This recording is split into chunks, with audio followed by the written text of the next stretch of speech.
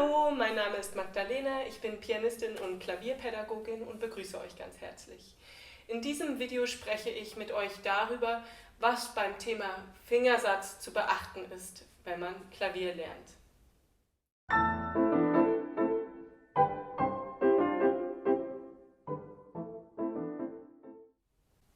Nur noch einmal zur Sicherheit seht ihr hier, wie die einzelnen Finger nummeriert sind. Der Daumen hat grundsätzlich immer die Zahl 1, der Zeigefinger die Zahl 2, der Mittelfinger die Zahl 3, der Ringfinger ist immer die 4 und der kleine Finger ist immer der 5. Finger. Der Fingersatz steht immer über oder unter den Noten in Form einer Zahl. Wenn ihr also über der Note die Zahl 2 seht, bedeutet das nichts anderes, als dass ihr mit dem zweiten Finger diese Taste anschlagen sollt. Manchmal ist es eindeutig, welchen Fingersatz man nehmen soll, aber je komplexer die Stücke werden, desto individueller kann auch der Fingersatz sein. Zum Beispiel ist für eine kleine Hand ein ganz anderer Fingersatz sinnvoll als für eine große Hand. Gute Verläge schlagen meist schon relativ gute Fingersätze vor. Ich bin zum Beispiel ein großer Fan vom Händel Verlag. Jedenfalls ist es auf jeden Fall sinnvoll, die Fingersätze, die bereits in den Noten stehen, zu prüfen und aber auch kritisch zu hinterfragen. Das heißt, ihr geht Stelle für Stelle die Noten durch und testet verschiedene Fingersätze. Als Beispiel spiele ich euch mal was vor. An dieser Stelle könnte man ja mit dem 4. Finger rechts starten. Und zwar jedes Mal dann.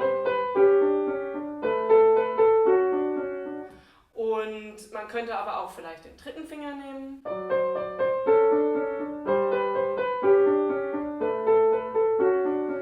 Wenn ich jetzt schon einigermaßen sicher bin mit den Tönen, versuche ich auch die Stelle möglichst schnell zu spielen, also möglichst in dem Tempo, in dem sie auch am Ende klingen soll. Jetzt probiere ich das mal aus.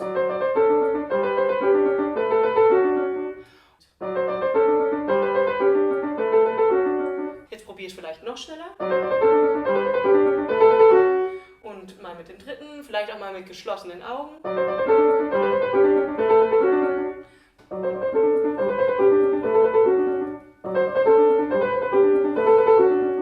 Und am Ende wählt man dann den Fingersatz aus, mit dem die Stelle einfach am besten klingt. Das heißt, ich habe mich hier für den 3. Finger entschieden. Ich finde, das ist nicht nur bequemer, sondern es klingt auch bei mir einfach besser.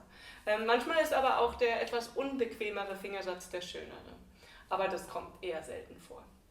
Und natürlich macht es auch manchmal Sinn, Hände getrennt den Fingersatz noch zu testen. An diesem Beispiel aus Zeitgründen habe ich jetzt gleich Hände zusammengespielt, aber eventuell probiert man auch mal jede Hand für sich und dann probiert man mal wieder zusammen. Und ja, dann geht man Stelle für Stelle eben so durch und am Ende hat man dann hoffentlich einen guten Fingersatz gefunden. Jedenfalls ist es unglaublich wichtig, sich intensive Gedanken über den Fingersatz zu machen und diesen dann auch schön säuberlich in die Noten zu schreiben. Das hilft euch dann auch dabei, bei ein und denselben Fingersatz zu bleiben. Es gibt viele Schüler, die ganz unterbewusst für ein und dieselbe Stelle immer wieder andere Fingersätze nehmen und das führt natürlich zu totaler Unsicherheit und wollen wir unbedingt vermeiden. Bleibt also bei einem Fingersatz. Wenn ihr im Laufe der Zeit bemerkt, oh, an dieser einen Stelle, da taugt mir doch eigentlich ein ganz anderer Fingersatz, dann macht das gar nichts, mir passiert das auch öfter mal und dann radiere ich einfach an der Stelle den alten Fingersatz raus, ersetze ihn mit dem neuen, nur wichtig ist, dass ich das ganz bewusst mache und dann auch wirklich dann bei dem neuen Fingersatz bleibe. Oft kommen in Stücken Stellen vor, die sehr ähnlich oder sogar gleich sind. Oft wird zum Beispiel das Motiv immer wieder auch mal in einer anderen Tonart gespielt und dabei macht es Sinn, sofern es möglich ist, immer wieder den gleichen Fingersatz oder zumindest den ähnlichen Fingersatz zu nehmen. Als Beispiel habe ich hier von Edward Grieg-Halling, wenn ihr euch mal Takt 5 anschaut, haben wir.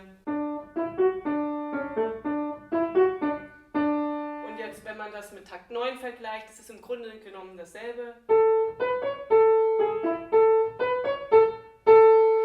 Und da macht es natürlich Sinn, für beide Stellen den gleichen Fingersatz zu nehmen.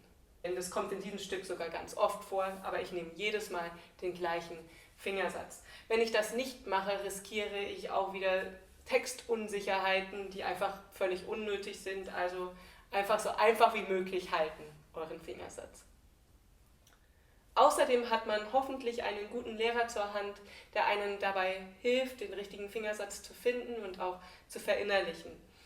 Anfangs braucht ein Schüler noch recht viel Unterstützung beim Finden vom richtigen Fingersatz, aber je mehr Übung man hat und je fortgeschrittener der Schüler ist, desto selbstständiger kann er dann auch den passenden Fingersatz finden. Das war's hier schon von meiner Seite. Ich wünsche euch ganz viel Spaß beim Musizieren und bis bald.